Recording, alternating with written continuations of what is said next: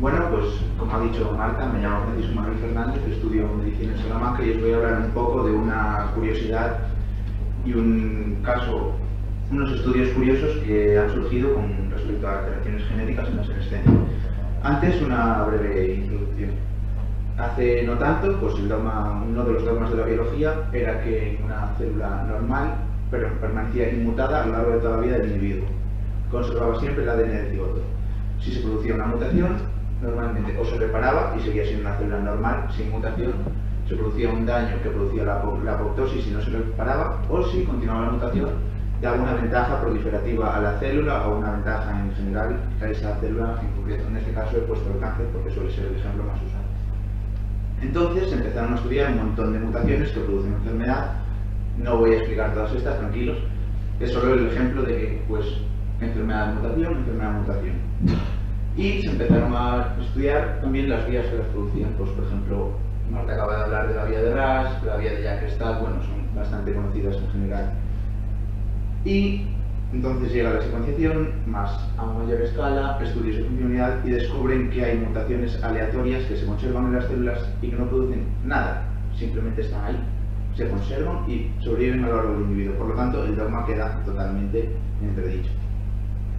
Y claro, os estaréis preguntando, ¿ha dicho algo de senescencia? ¿Qué es esto de la senescencia? Pues básicamente es el proceso de envejecimiento, que en la naturaleza hay dos modelos muy característicos. El primero es el de las progenies, que no voy a entrar en él porque hay gente que sabe bastante más que yo en esta sala, se ríen por ahí, que es un envejecimiento muy acelerado. De hecho, estos pacientes suelen morir muy jóvenes y por una alteración de unas proteínas de la membrana nuclear interna. Y el envejecimiento fisiológico normal que todos conocemos, que es un tema de interés importante en el mundo científico actual. Entonces, ahora viene el kit de la cuestión. Hace relativamente poco, creo que a finales del año pasado, el grupo de Genovese en Suecia publica este artículo en el que estaban haciendo un estudio de secuenciación del exoma de unos 12.000 pacientes, unos 6.000 pacientes psiquiátricos y 6.000 sanos. Y lo que se encuentran son dos cosas. La primera es que encuentran un porcentaje de mutaciones mucho más alto en pacientes más añosos que en pacientes jóvenes, concretamente un menos de un 1% en menores de 50 años, frente a más de un 10% en mayores de 60. Y cuando van a analizar estas mutaciones, que tomaron de células sanguíneas, cosa que en el estudio se especificaba claramente como criterio de exclusión la ausencia de enfermedad hematológica, se encuentran esta lista de genes, la mayoría relacionados con leucemias y linfomas, DNMT3A, XL1, TET2, JAK2, que ya he señalado la vía antes. Entonces, claro, se plantean, pues si estos están implicados en cáncer, vamos a hacer un seguimiento a ver si desarrollan cáncer. Y efectivamente, gran parte de estos pacientes acaban desarrollando una hematopoiesis clonal a lo largo de los meses, como veis aquí, y acaban muriendo antes. Vale, el problema viene cuando poco tiempo después, no sé si medio mes, un mes, aparece este otro artículo de Siddhartha en Massachusetts, que analizaron el genoma de 17.000 pacientes sanos, buscando factores de riesgo de morbimortalidad de todas las edades. Se encuentran un 4% de las células sanguíneas, en un 4% de los pacientes, células sanguíneas mutadas en ausencia de cáncer hematológico. Y cuando vamos otra vez a los genes, volvemos otra vez a lo mismo. DNMT3A, TET2, ASXL1, esta vez se incorpora P53 y JAK2. Pero en este caso, un porcentaje muy escaso de los pacientes desarrolló un cáncer hematológico. Creo recordar que era en torno a un 30 o un 40%. Y aquí fueron un poco más avispados y filiaron más la edad de los pacientes, el porcentaje de mutaciones, y como veis aquí, pues en torno a los 50 años un 5% de los pacientes tenían mutaciones, pero que en el grupo de 90 pues ya veis un 17, 18, por más de 100 había pocos pacientes, pero bueno, ya veis que es bastante outlier, pero se ve claramente la progresión de las mutaciones con respecto a la edad. Entonces esto plantea un problema, porque el grupo de Genovese dijo, bueno, pues estos genes pueden ser un buen biomarcador para un diagnóstico temprano de cáncer hematopoyético, pero aquí no desarrollan el cáncer. Entonces, otro tercer estudio, también publicado más o menos por las mismas fechas, del grupo de Xie, cogió muestras del estudio del atlas del genoma del cáncer, que habló antes el doctor Carretero de él, y también lo secuenciaron y encontraron los mismos genes mutados en más o menos el mismo grupo de población, sin cánceres. Bueno, en estos tenían cáncer hematológico, pero cabe destacar que siempre son los mismos genes en los mismos pacientes. Entonces, aquí se plantea la duda. ¿Estos genes serían marcadores de cáncer o son una mutación germinal en pacientes ancianos que no producen enfermedad? Porque la mayoría de ellos, o sea, en algunos casos, más de un 50% produjeron cáncer, pero frente a otros un 30%. Entonces, ¿es la mutación la que lleva al cáncer o es la mutación y es asociada a la edad? Se podría usar como coeficiente de fragilidad que indica, pues por ejemplo, por qué un paciente de 85 años está como una rosa en su casa y otro con su artritis, su neumonía, su hipertensión, y quieren relacionarlo con estos genes. Y efectivamente, si se demuestra que son atribuidos al envejecimiento, se plantea usar como marcadores de fragilidad. Y nada, comentar lo curioso del caso y por mi parte, muchas gracias.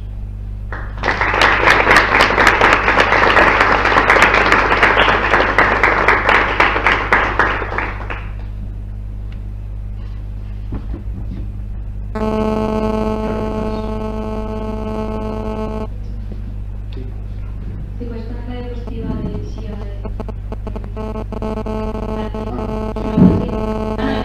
¿Es esta? Sí. ¿Más?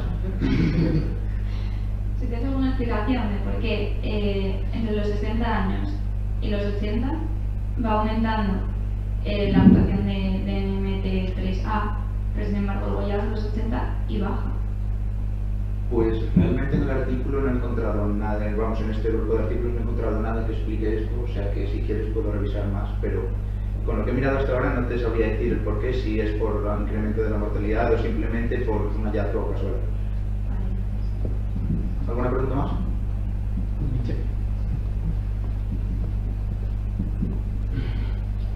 Entonces, si se descubriera que hay una relación entre estos genes y el cáncer, no solo en individuos de ya una cierta edad, sino en general, la aparición de estos determinados tipos de cáncer con estos genes, se podría llegar a realizar una especie, digamos, de análisis que permitieran detectar la detección precoz de la posible aparición de estos tipos de cáncer en la población en general. Es que ahí está el quid de la cuestión. Estos genes ya son altamente frecuentes en pacientes con leucemias y linfomas. Sobre todo suelen ser pacientes jóvenes. Entonces, queríamos usarlos, al verlos en los pacientes mayores, como biomarcadores de diagnóstico precoz. Porque suelen aparecer, en el primer estudio, en el de Genovese, aparecieron estos marcadores elevados por lo menos 6 meses antes del diagnóstico del cáncer en concreto que fuera en el caso.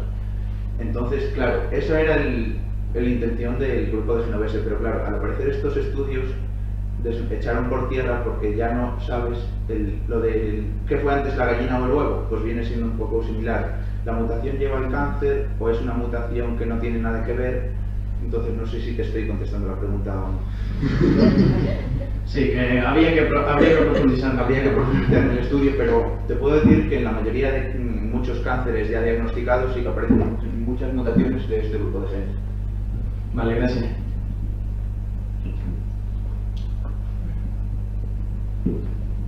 ¿Cómo propondrías que se estudiara eso? Pues ahora mismo no tengo ni idea, porque el problema es, estos pacientes mayores no puedes hacer estudios prospectivos a largo plazo por un motivo muy evidente. Pero claro, estas mutaciones no aparecen de forma tan frecuente en personas jóvenes, lo cual es un problema. Yo seguramente habría que centrarse en este grupo de edad de los 40 a los 60, incluso 70, ya sería apurar mucho, y centrarse en esos pacientes porque puede ser un estudio a más largo plazo y evaluar la incidencia de cánceres hematológicos en esos grupos. Pero el problema está precisamente en la supervivencia natural de los pacientes. Es que ya veis que de 70 a 90 años la mortalidad pues va creciendo a marchas forzadas. No sé si te he contestado ahorita. Hombre, sí, evidentemente pues te espera una respuesta, sí, porque es bastante complicado. Puedes empezar con grupos más o menos jóvenes, pero ¿qué haces? ¿Un estudio de 20 años o más? Eso. Claro, aquí si veis aquí donde en el estudio de la clonalidad de Genovese estudiaron hasta 80 meses, lo cual me parece un tiempo bastante acertado, pero claro, ¿cómo sabes que no has estudiado el suficiente tiempo para desarrollar el cáncer? Estos son mutaciones muy incipientes, entonces, ¿quién te dice que no se desarrollará un cáncer en 20 años y no en 5? Por eso deberían ser estudios a más largo plazo y claro, con la edad de los pacientes es bastante difícil realizar. ¿Alguna pregunta más?